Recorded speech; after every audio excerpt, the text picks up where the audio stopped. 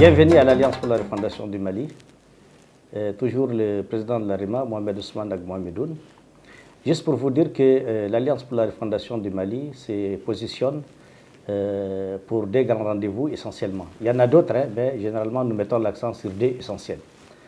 Le premier rendez-vous d'abord, c'est le rendez-vous référendaire.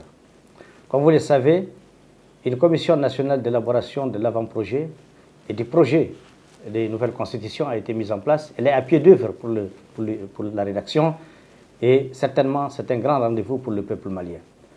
Vous savez, aujourd'hui, le Mali de nos rêves ne saurait se mettre en place sans une nouvelle loi fondamentale. Une loi fondamentale qui réponde vraiment aux attentes du peuple malien, qui incarne nos valeurs sociétales, parce que simplement la constitution qui nous a gouvernés jusqu'à aujourd'hui ne nous appartient pas pour l'essentiel. Elle vient d'ailleurs, précisément de la France, dans plusieurs de ses articles. C'est d'ailleurs ce qui a mis notre pays à genoux. Et il y a plusieurs raisons aujourd'hui qui font qu'il nous faut une nouvelle constitution.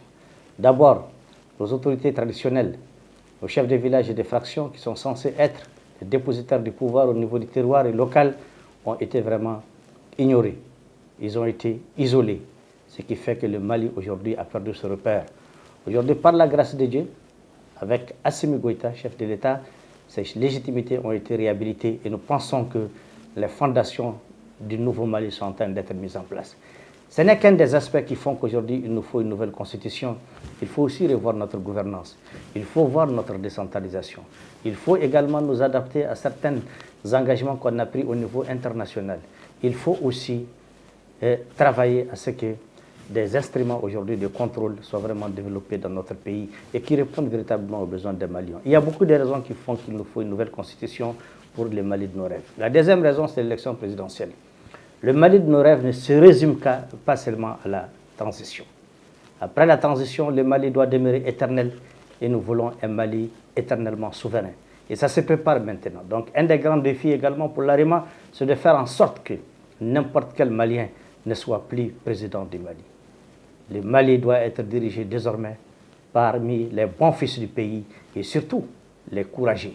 Ceux qui acceptent et qui comprennent que le Mali n'est plus une affaire de partage de gâteaux, mais plutôt une affaire de sacrifice. Alors l'AREMA se positionne pour rassembler le maximum de Maliens pour permettre l'arrivée d'un chef d'État qui mérite aujourd'hui de conduire le Mali. Parce que les Maliens n'acceptent plus aujourd'hui que le Mali tombe entre les mains d'un de ses mauvais fils ou même un bon fils, mais qui manque de courage. Aujourd'hui, il n'y a pas de doute. Nous ne sommes pas décomplexés, nous allons le dire, le redire. Le président Assimi Goïta fait la fierté des Maliens. Il rassure les Maliens. Il rassure les Maliens et les Maliens aujourd'hui sont d'accord qu'il est engagé pour la dignité nationale. Alors quoi de plus normal que de renforcer, consolider les acquis de cette transition et de préparer la continuité de cette transition pour que vraiment les caps soient maintenus. Naturellement, il y a d'autres défis. Les législatives, les municipales. Au sein de l'Alliance pour la refondation du Mali, nous avons un devoir de solidarité vis-à-vis des ambitions individuelles et collectives des uns et des autres pour que toujours c'est l'homme qu'il faut qui sera à la place qu'il faut. Nous appelons tous les Maliens à y adhérer au sein d'une démocratie populaire malienne bâtie sur nos valeurs et nos respects mutuels endogènes.